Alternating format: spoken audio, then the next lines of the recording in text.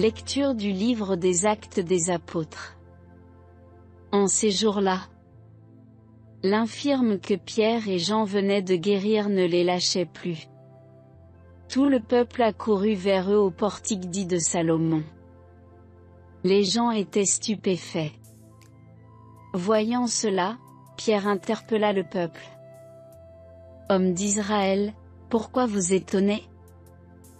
Pourquoi fixer les yeux sur nous, comme si c'était en vertu de notre puissance personnelle ou de notre piété que nous lui avons donné de marcher? Le Dieu d'Abraham, d'Isaac et de Jacob, le Dieu de nos pères, a glorifié son serviteur Jésus, alors que vous l'aviez livré, vous l'aviez renié en présence de Pilate qui était décidé à le relâcher. Vous avez renié le saint et le juste, et vous avez demandé qu'on vous accorde la grâce d'un meurtrier. Vous avez tué le prince de la vie, lui que Dieu a ressuscité d'entre les morts, nous en sommes témoins. Tout repose sur la foi dans le nom de Jésus-Christ, c'est ce nom lui-même qui vient d'affermir cet homme que vous regardez et connaissez. Oui, la foi qui vient par Jésus l'a rétabli dans son intégrité physique, en votre présence à tous. D'ailleurs, frères, je sais bien que vous avez agi dans l'ignorance, vous et vos chefs.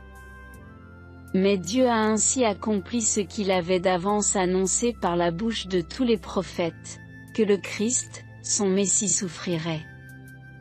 Convertissez-vous et tournez-vous vers Dieu pour que vos péchés soient effacés.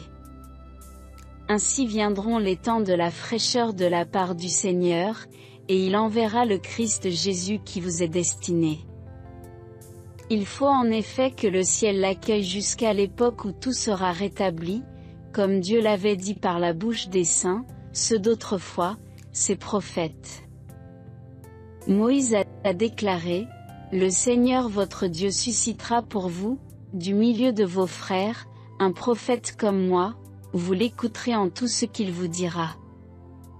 Quiconque n'écoutera pas ce prophète sera retranché du peuple. » Ensuite, tous les prophètes qui ont parlé depuis Samuel et ses successeurs, aussi nombreux furent-ils, ont annoncé les jours où nous sommes. C'est vous qui êtes les fils des prophètes et de l'alliance que Dieu a conclue avec vos pères, quand il disait à Abraham, « En ta descendance seront bénies toutes les familles de la terre. » C'est pour vous d'abord que Dieu a suscité son serviteur, et il l'a envoyé vous bénir, pourvu que chacun de vous se détourne de sa méchanceté. Parole du Seigneur.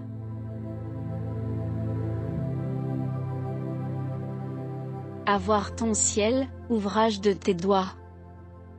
La lune et les étoiles que tu fixas. Qu'est-ce que l'homme pour que tu penses à lui? Le fils d'un homme, que tu en prennes souci? Tu l'as voulu un peu moindre qu'un Dieu? Le couronnant de gloire et d'honneur. Tu l'établis sur les œuvres de tes mains. Tu mets toutes choses à ses pieds. Les troupeaux de bœufs et de brebis. Et même les bêtes sauvages. Les oiseaux du ciel et les poissons de la mer. Tout ce qui va son chemin dans les eaux.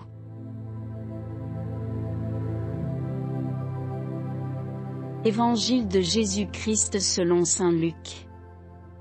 En ce temps-là, les disciples qui rentraient d'Emmaüs racontaient aux 11 apôtres et à leurs compagnons ce qui s'était passé sur la route, et comment le Seigneur s'était fait reconnaître par eux à la fraction du pain. Comme ils en parlaient encore, lui-même fut présent au milieu d'eux, et leur dit: « La paix soit avec vous. » Saisis de frayeur et de crainte, ils croyaient voir un esprit. Jésus leur dit: « Pourquoi êtes-vous bouleversés? Et pourquoi ces pensées qui surgissent dans votre cœur? Voyez mes mains et mes pieds, c'est bien moi. Touchez-moi, regardez, un esprit n'a pas de chair ni d'os comme vous constatez que j'en ai. » Après cette parole, il leur montra ses mains et ses pieds. Dans leur joie, ils n'osaient pas encore y croire, et restaient saisis d'étonnement. Jésus leur dit: Avez-vous ici quelque chose à manger? Ils lui présentèrent une part de poisson grillé qu'il prit et mangea devant eux. Puis il leur déclara: Voici les paroles que je vous ai dites quand j'étais encore avec vous, il faut que s'accomplisse tout ce qui a été écrit à mon sujet dans la loi de Moïse, les prophètes et les psaumes. Alors il ouvrit leur intelligence à la compréhension des Écritures. Il leur dit: Ainsi est-il écrit que le Christ souffrirait, qu'il ressusciterait d'entre les morts le troisième jour, et que la conversion serait proclamée en son nom, pour le pardon des péchés, à toutes les nations, en commençant par Jérusalem. À vous d'en être les témoins. Acclamons la parole de Dieu.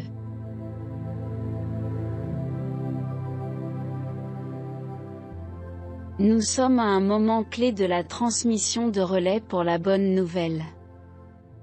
Les passages évangéliques, que l'Église nous donne à entendre en ces jours du temps pascal, nous aident à mieux comprendre comment l'Église s'est engendrée, comment elle a pu devenir ce qu'elle est, témoin durable de la résurrection du Seigneur. Ce passage de relais requiert que l'ensemble de l'être soit mobilisé, aussi bien son présent, son corps, son organisation, que son fondement, son essence, son identité raisonnable et aussi que sa promesse, son devenir.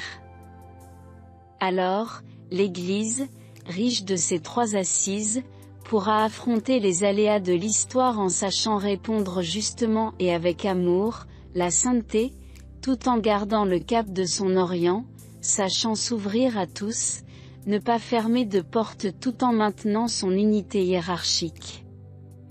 Cet enjeu de l'Église se base et se joue dans le contact avec le Seigneur ressuscité. Voyons combien cette scène nous introduit dans la profondeur de la relation entre Jésus-Christ et les apôtres ainsi que leurs compagnons. Rendons-nous attentifs à tous les petits détails de l'échange entre Jésus et ses hôtes. Une durée s'est écoulée, qui dure jusqu'à ce que l'évolution souhaitable du sentiment ait eu lieu. Durant cette durée, Jésus ne cesse de renvoyer ses interlocuteurs à des indications concrètes, matérielles, et même corporelles, les pieds, les mains, le morceau de poisson. Il s'agit de faire évoluer le sentiment des disciples pour qu'ils s'ouvrent. Ils passeront de fait de l'état de stupeur, en passant par le fait d'être bouleversés jusqu'à l'état joyeux, une joie qui reste marquée d'étonnement. Lorsqu'un état raisonnable de disponibilité est atteint, alors le Seigneur peut s'adresser à leurs intelligences, ils sont disponibles pour se comprendre comme un moment de la grande aventure de la révélation de Dieu aux hommes. Alors il leur ouvrit l'esprit, Jésus revient sur ce qu'il a dit, avant sa mort, Jésus revisite un moment extrêmement douloureux pour les apôtres, un moment où ils n'ont pas été à la hauteur, un moment où ils ont failli, un moment aussi où ils ont perdu celui qu'ils aimaient. Maintenant, étant revenu à eux, plein de vie et de pardon, Jésus les ouvre à la signification profonde de l'aventure humaine, à sa violence, à sa haine de Dieu, à son injustice interne entre les hommes, à son désir de salut aussi, à son désir d'amour partagé. Tel est le cœur de l'homme. Jésus leur montre que la résolution pressentie par les prophètes et les autres écrivains des Écritures ne pouvait être autre que ce qu'elle a été. L'amour ne pouvait se révéler, toucher les cœurs qu'en se donnant jusqu'à l'ultime. Il fallait bien, les souffrances du Messie, sa résurrection d'entre les morts le troisième jour, et la conversion proclamée en son nom pour le pardon des péchés à toutes les nations, en commençant par Jérusalem. C'est vous qui en êtes les témoins, Jésus a fait preuve de force et de présence, en se manifestant au milieu d'eux, mais également de bonté, de douceur, de respect envers eux. Il les a réconfortés en les rejoignant là où ils étaient intérieurement. Il s'est adressé à leur intelligence. Il leur a expliqué les tenants et aboutissants de l'aventure humaine. Il les a situés dans cette aventure.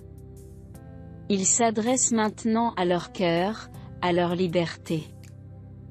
Il les envoie en mission ou tout du moins leur ouvre ce nouvel espace, celui du témoignage auprès d'autres, de tous les autres. La manière dont ils pourront s'adresser aux autres sera d'une toute autre nature que la manière dont ils s'adressaient les uns aux autres, à partir des multiples apparitions du ressuscité.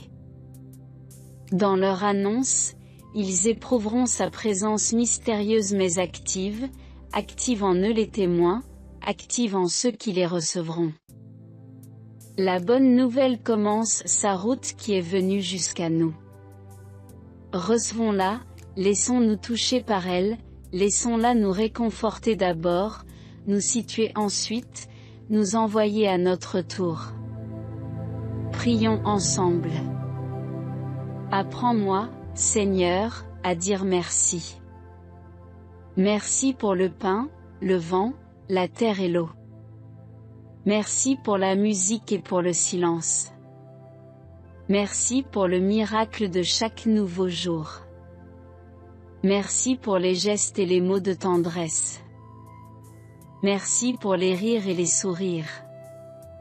Merci pour tout ce qui m'aide à vivre, malgré les souffrances et les détresses.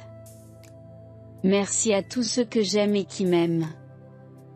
Et que ces 1000 merci se transforment en une immense action de grâce. Quand je me tourne vers toi, la source de toute grâce, et le rocher de ma vie. Merci pour ton amour sans limite. Merci pour la paix qui vient de toi. Merci pour le pain de l'Eucharistie. Merci pour la liberté que tu nous donnes. Avec mes frères je proclame ta louange. Pour notre vie qui est entre tes mains. Pour nos âmes qui te sont confiées. Pour les bienfaits dont tu nous combles. Et que nous ne savons pas toujours voir. Dieu bon et miséricordieux. Que ton nom soit béni à jamais. Amen. Notre Père qui est aux cieux. Que ton nom soit sanctifié. Que ton règne vienne. Que ta volonté soit faite sur la terre comme au ciel. Donne-nous aujourd'hui notre pain de ce jour. Pardonne-nous nos offenses, comme nous pardonnons aussi à ceux qui nous ont offensés. Et ne nous laisse pas entrer en tentation, mais délivre-nous du mal. Amen. Je vous salue Marie, pleine de grâce. Le Seigneur est avec vous. Vous êtes bénie entre toutes les femmes. Et Jésus, le fruit de vos entrailles, est béni. Sainte Marie, Mère de Dieu, priez pour nous pauvres pécheurs, maintenant et à l'heure de notre mort. Amen. Gloire au Père, et au Fils, et au Saint-Esprit. Comme il était au commencement, maintenant et toujours, et dans les siècles des siècles. Amen.